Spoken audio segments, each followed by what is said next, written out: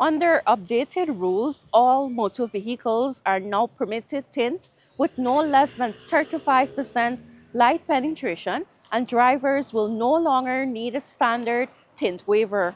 Motorists who fail to meet the new tint standards by the end of 2025 will face immediate testing and hefty penalties as authorities prepare to enforce stricter regulations on vehicle window tints. Minister of Home Affairs Unij Waldron recently made this disclosure during an interview.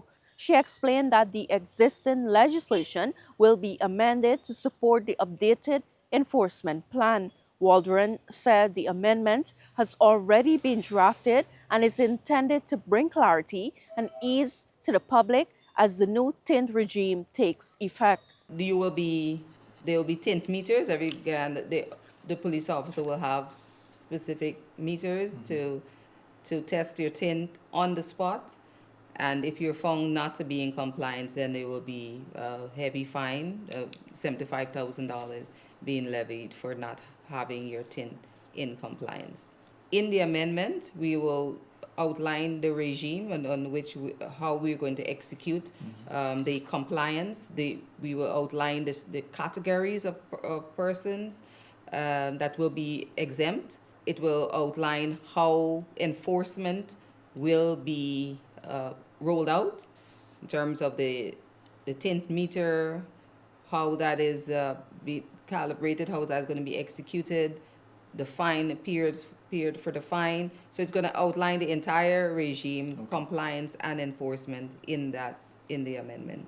The government has introduced sweeping reforms to Guyana's vehicle tint regulations, establishing a new national standard and giving motorists until December 31st, 2025 to make their vehicles compliant. During the announcement last Friday, Waldron said the overhaul was necessary after a surge in tint waiver requests and growing reports of abuse within the previous system.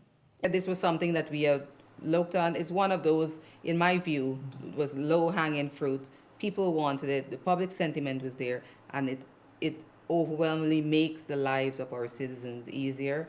Waldron said this universal allowance was introduced in the interest of equity and to eliminate administrative delays. Despite removing the old system, the government has created 3 new categories of tint waivers tailored to access and security needs. Categories 1 and 2 will apply strictly to diplomats, government officials, high-profile security personnel, and any other individuals specifically approved by the Minister of Home Affairs.